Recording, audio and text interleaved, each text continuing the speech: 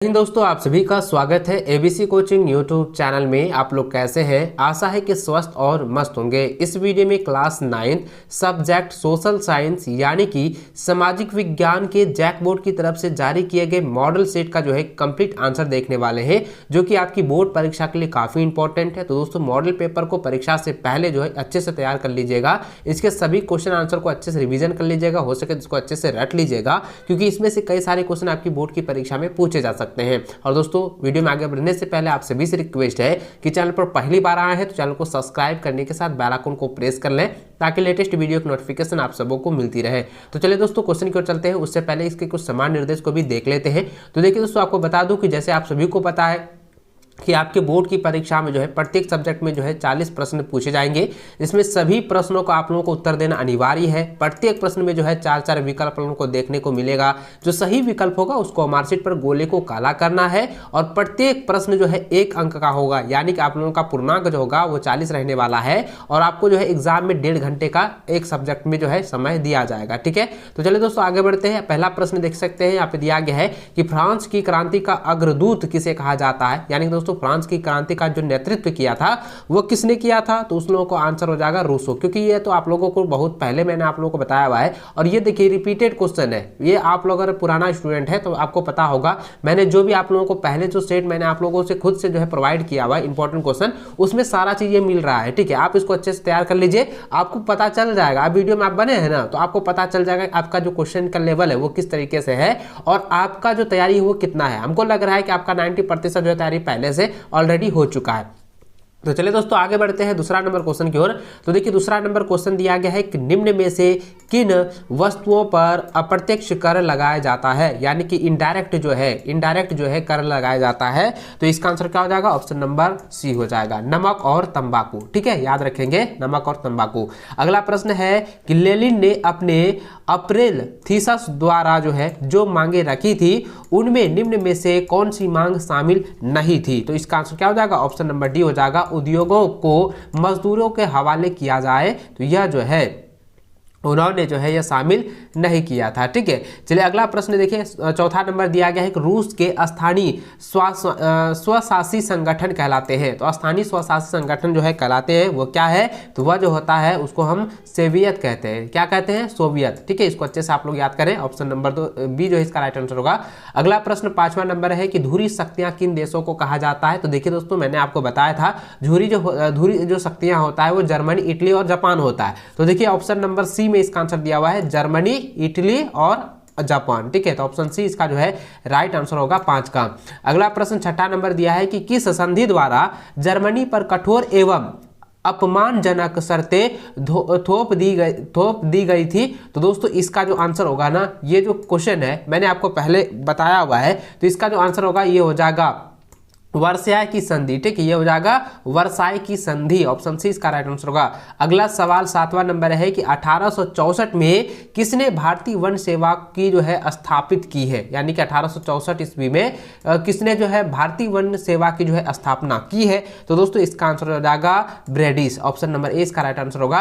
अगला सवाल 8वां नंबर है कि कलांग कौन थे। तो कलांग जो है वो उसको कुल्हड़ लकड़हारे को कहा जाता था, कलांग। ठीक है, याद रखेंगे, कलांग जो है वो कुशल लकड़हारे को कहा जाता था। ठीक है, आप कुशल भी कह सकते हैं या कुल्हड़ भी कह सकते हैं। ठीक है, क्योंकि एग्जाम में ना क्वेश्चन घुमा के देगा, लेकिन आंसर आपको इसी तरह से रहेगा ना, आप डायरेक्ट लगा दीजिएगा। कुशल रहेगा या कुल्हड़ रहेगा तो आप हमेशा जो है उसको टिक लगा दीजिएगा। ठीक है, चलिए अगला क्वेश्चन देखिए। 9 नंबर दिया गया है कि बुग्याल क्या था। तो बुग्याल जो है बच्चों, आप लोगों को मैंने पहले इसके बारे में बताया हुआ है बुग्याल क्या है। तो बुग्याल जो होता है कि ऊंचे पहाड़ों में जो घास का जो मैदान होता है, जिसको हम लोग कहते हैं उचरी, मतलब पहाड़ी क्षेत्र में जब ऊपरी चोटी में जो घास का मैदान नहीं दिखता है, तो उसी को जो हम लोग क्या कहते हैं, बुग्याल कहा जाता है। ठीक है, तो आप लगा दीजिएगा answer direct, option number A. ठीक है, ये आपका आंसर हो गया, ऊंचे पहाड़ों पर स्थित घास के मैदान। ठीक है, चलिए अगला सवाल 10वां नंबर दिया गया कि दुनिया की आधी से ज्यादा चरवाहा आबादी कहाँ रहती है? तो दोस्तों इसका आंसर हो जाएगा अफ्रीका में। ठीक है, ऑप्शन डी जो है इसका राइट आंसर होगा। अगला सवाल 11 नंबर है कि निम्नलिखित में से कौन समकालीन दुनिया में सरकार का सबसे लोकप्रिय रूप है? तो इसका आंसर क्या हो जाएगा बच्चों? आपको मैंने बताया था ये होता है लोकतांत्रिक सरकार। ठीक है, लोकतांत्रिक सरकार या लोकतंत्र। ठीक है, इसको आप लोग जो है ना याद कर लीजिएगा, क्योंकि यह जो है ना एग्जाम में 100% इस बार देने वाला है। ठीक है, इसका आंसर हो जाएगा लोकतंत्र। इसको आप पूरी तरह से जो है ना तैयार कर लीजिए। ठीक है, चलिए आगे बढ़ते हैं। अगला सवाल जो है 12 नंबर दिया गया है कि इनमें से कौन सा तर्क लोकतंत्र के पक्ष में अच्छा नहीं है? तो लोकतंत्र के पक्ष में अच्छा नहीं है तो बच्चों यहाँ पे पूछा गया, पहला देखिए दिया गया है लोकतंत्र मतभेदों और टकरावों को संभालने का तरीका उपलब्ध कराता है। ये भी तो अच्छा है, ये तो अच्छा है ना, ये अच्छा है। उसके बाद दूसरा दिया है कि लोकतांत्रिक सरकारें लोगों के प्रति ज्यादा उत्तरदायी होती है। ये भी राइट है। लोकतंत्र बेहतर निर्णय लेने की संभावना बढ़ाता है। तो ये भी राइट है। और चौथा ऑप्शन देखिए तो दिया गया है कि लोकतंत्र नागरिकों का सम्मान नहीं बढ़ाता है। तो ये बिल्कुल जो है गलत है। तो यहाँ पे जो क्वेश्चन होगा ये ऑप्शन नंबर डी जो है इसका राइट आंसर होगा 12 का। ठीक है, याद रखें। अगला सवाल दिया गया कि संविधान की आत्मा किसे कहते हैं? तो संविधान की आत्मा जो है वो प्रस्तावना को कहते हैं। दोस्तों आपने कभी कभी तो बुक देखा ही होगा ऑलरेडी, आप लोगों को बुक आप लोग जो लेते हैं ना स्कूल के मतलब स्कूल के जरिए आप लोगों को दिया जाता है या आप दुकान में जाके खरीदते हैं, तो सबसे पहले वाला जो पेज आप पलटाते हैं ना तो उसके बाद क्या मिलता है? संविधान का प्रस्तावना ना मिलता है। तो संविधान का जो आत्मा है ना तो प्रस्तावना ही होता है। ठीक है, याद रखेंगे संविधान की जो आत्मा है उसे हम लोग प्रस्तावना कहते हैं या उसको आप कह सकते हैं ये प्रस्तावना है। ठीक है, चलिए आगे प्रश्न देखते हैं। 14 नंबर दिया है कि दक्षिण अफ्रीका का लोकतांत्रिक संविधान बनाने में इनमें से कौन सा टकराव सबसे महत्वपूर्ण था? तो इसका आंसर क्या हो जाएगा बच्चों? इसका आंसर हो जाएगा गोरे अल्पसंख्यक और श्वेत बहुसंख्यकों का। ये जो है बहुत इंपॉर्टेंट है, इसको आप लोग जो है ना रट लीजिएगा। अगला सवाल 15 नंबर है कि झारखंड विधानसभा की सीटों की संख्या कितनी होती है? तो आपको पता है दोस्तों 82 होती है। ठीक है, तो ऑप्शन नंबर सी इसका सही आंसर होगा। अगला सवाल है कि राष्ट्रीय मतदाता दिवस कब मनाया जाता है? आप लोगों को पता है प्रत्येक वर्ष हर एक साल जो है 25 जनवरी को जो है राष्ट्रीय मतदाता दिवस जो है मनाया जाता है। तो ऑप्शन नंबर क्या हो जाएगा? डी इसका सही आंसर होगा 25 जनवरी। ठीक है, अगला क्वेश्चन है 17 नंबर की वर्तमान समय में भारत की राष्ट्रपति कौन है? तो आप लोगों को पता है द्रौपदी मुर्मू, जो कि झारखंड से ही है। ठीक है, तो देखिए दोस्तों ये तो अभी इस बार ना बना है झारखंड का जो राष्ट्रपति, तो इसको आप लोग याद रख लीजिएगा। ठीक है, चलिए अगला क्वेश्चन दिया गया है 18 नंबर की निम्नलिखित में से कौन भारतीय संसद के 2 सदन है? तो आप लोगों को पता है लोकसभा और राज्यसभा। ये तो आप लोगों को पहले से पता होगा क्योंकि मैंने इसके बारे में पहले ही पढ़ा चुका है। ठीक है, तो इसका आंसर ऑप्शन नंबर सी इसका सही आंसर होगा। अगला सवाल दिया गया कि संगठन और संघ बनाने की स्वतंत्रता किस मौलिक अधिकार के अंतर्गत आता है? तो ये जो होता है स्वतंत्रता के अधिकार। ठीक है, स्वतंत्रता के अधिकार अधीन जो आता है ऑप्शन नंबर बी जो है इसका सही आंसर होगा। अगला प्रश्न 20 नंबर देखिए दिया गया है, आप देख सकते हैं लिखा है कि निम्नलिखित में से कौन मौलिक अधिकारों में से नहीं आता है? यानी कि कौन जो है मौलिक अधिकारों में नहीं आता है? तो इसका आंसर दोस्तों हो जाएगा जातिगत भेदभाव का अधिकार। ये जो है मौलिक अधिकार में नहीं आता है। ठीक है, तो देखिए ये समानता का अधिकार, स्वतंत्रता का अधिकार, संवैधानिक उपचार का अधिकार ये सभी आते हैं, लेकिन ऑप्शन डी में जो दिया गया है जातिगत भेदभाव का अधिकार ये नहीं आता है। तो ऑप्शन डी इसका राइट आंसर होगा। अगला सवाल 21 नंबर है कि भारत का क्षेत्रफल विश्व के क्षेत्रफल का कितना प्रतिशत है? ये बहुत ही इंपॉर्टेंट सवाल है और ये एग्जाम में इस बार जो है पक्का पूछने वाला है। तो इसको आप लोग याद रखेंगे 2.4%। ठीक है, ये 2.4% ऑप्शन 20 का राइट आंसर होगा। अगला सवाल दिया गया है 22 नंबर की निम्नलिखित में कौन हमेशा बर्फ से ढका रहता है? तो दोस्तों महान हिमालय, यानी कि जो सबसे बड़ा हिमालय है वह जो है हमेशा बर्फ से ढका होता है। तो ऑप्शन ए इसका राइट आंसर होगा। अगला सवाल है कि उत्तरी मैदान किन नदियों से बना है? तो उत्तरी जो मैदान है ना, उत्तरी मैदान जो है ये किन नदियों से बना हुआ है? इसके बारे में मैंने पहले भी आप लोगों को बताया हुआ है, क्योंकि दोस्तों आप लोगों को याद होगा। अगर आपको याद होगा तो नीचे मुझे कमेंट कीजिए कि हाँ सर ये पहले आप लोगों ने बताया था और मुझे ये याद है। क्योंकि बच्चों उत्तरी मैदान की जो नदियां है ना वो जो किन नदियों से बना हुआ है, आप ध्यान दीजिएगा।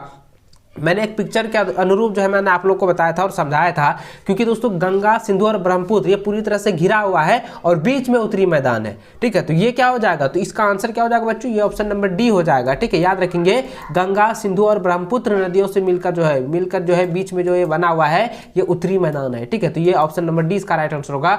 अगला सवाल 24 नंबर है कि प्रायद्वीपीय नदियां होती है, तो प्रायद्वीपीय नदियां कौन होती है, तो इसका आंसर हो जाएगा वर्षाकालीन जल प्रवाही नदियां जो होती है वो प्रायद्वीपीय नदियां होती है, तो ऑप्शन सी जो इसका सही आंसर होगा। अगला सवाल 25 नंबर है, दिया है कि निम्नलिखित में कौन सी लवणीय जल वाली झील है, तो इसका आंसर जाएगा सांभर। ये सांभर जो है खाने वाला नहीं है, इसको याद रखेंगे। ये सांभर जो है ये क्या है, एक झील है। ठीक है, याद रखें। अगला सवाल देखिए 26 नंबर दिया गया है कि निम्नलिखित में से कौन सा जलवायु को प्रभावित करने वाला कारक नहीं है, तो देखिए यहाँ पे आशंका, ऊंचाई, वायुदाब एवं पवन ये तीनों है, लेकिन दोस्तों यहाँ पे जो है चौथा ऑप्शन दिया गया है मौसम समाचार, ये जो है बिल्कुल भी नहीं है, इसलिए इसका आंसर क्या जाएगा, ऑप्शन नंबर डी हो जाएगा, मौसम समाचार। अगला सवाल 27 नंबर देखिए दिया गया है कि भारत में मानसून का आगमन जो है कब होता है, तो दोस्तों आप लोगों को पता है कि जून के आरंभ में होता है, यानी कि जून में जो है ये शुरू होता है। ठीक है, याद रखेंगे भारत में मानसून का जो आगमन, यानी कि भारत में मानसून जो है कब आता है, तो जून के महीने में आता है, यानी कि जून में जो है ये प्रारंभ हो जाता है। ठीक है, तो ऑप्शन जो बी इसका राइट आंसर होगा।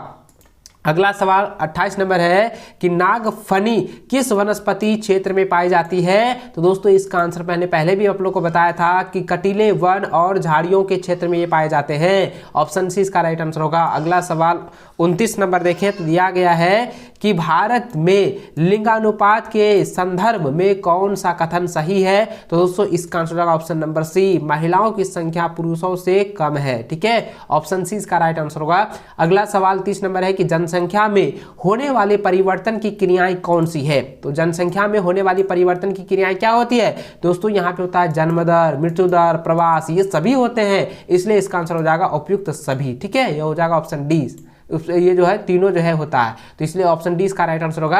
अगला सवाल 31 नंबर है कि उत्पादन की पहली आवश्यकता क्या है, तो उत्पादन की जो पहली आवश्यकता क्या होता है, वो होता है भूमि। यदि आपके पास भूमि नहीं है, आप भूमिहीन है, तो आपके पास उत्पादन का कोई भी सुविधा नहीं है, तो दोस्तों ऑप्शन नंबर क्या हो जाएगा, बी जो है इसका राइट आंसर होगा, भूमि। ठीक है, अगला सवाल देखिए 32 नंबर दिया गया है कि अस्थायी पूंजी और कार्यशैली पूंजी किस स्रोत में है, तो किस स्रोत के हैं, तो बच्चों ये हो जाएगा ऑप्शन नंबर सी। ठीक है, याद रखेंगे इसका आंसर क्या हो जाएगा, 32 का ऑप्शन सी हो जाएगा, भौतिक और मानव पूंजी दोनों हो जाएंगे। ठीक है, अगला सवाल 33 नंबर है कि पालमपुर में गैर कृषि क्रियाएं हैं, तो गैर कृषि क्रियाएं देखिए यहाँ पे परिवहन, दुकानदारी, लघु विनिर्माण, तो इसका आंसर क्या हो जाएगा, उपयुक्त सभी हो जाएगा, ऑप्शन डी जो है इसका राइट आंसर होगा। अगला सवाल 34 नंबर है कि किस प्रकार की जनसंख्या अर्थव्यवस्था की परिसंपत्ति है, तो यहाँ पे जरा ध्यान दीजिएगा बच्चों, ये सवाल मैंने बहुत बार आप लोगों को पढ़ाया हुआ है, आप लोग बहुत बार मैंने आपको बताया था, आपको ऑलरेडी पता होगा इसका आंसर। तो दोस्तों इसका मैंने बताया था कि साक्षर एवं स्वस्थ जनसंख्या जो है ये जनसंख्या की अर्थव्यवस्था की परिसंपत्ति है, तो ऑप्शन नंबर देखिए ए में दिया हुआ है साक्षर एवं स्वस्थ जनसंख्या। ठीक है, ये इसका आंसर हो जाएगा। अगला सवाल 35 नंबर है कि निम्नलिखित में से किनमें निवेश से मानव संसाधन में उच्च प्रतिफल प्राप्त हो सकते हैं, तो उच्च प्रतिफल कब प्राप्त होंगे, जब शिक्षा और चिकित्सा होगा। ठीक है, तो ऑप्शन सी जो है इसका सही आंसर होगा। अगला सवाल है कि विश्व में भारत में निर्धनों का संकेंद्रण है, तो यहाँ पे देखिए सहकेंद्रण है, तो सहकेंद्रण कहाँ है, शून्य के बराबर कि सबसे अधिक, सबसे कम या पूरी तरह से शून्य, तो दोस्तों यह हो जाएगा ना सबसे अधिक है, ऑप्शन नंबर ए जो है इसका राइट आंसर होगा 36 का। चलिए अगला क्वेश्चन 37 नंबर देखिए दिया गया है कि निर्धनता, ठीक है, निर्धनता रेखा का निर्धारण करते समय इनमें से किस पर विचार नहीं किया जाता है, तो इसका आंसर हो जाएगा ऑप्शन नंबर सी हो जाएगा, मनोरंजन आवश्यकता पर जो है विचार नहीं किया जाता है, ऑप्शन सी इसका राइट आंसर होगा।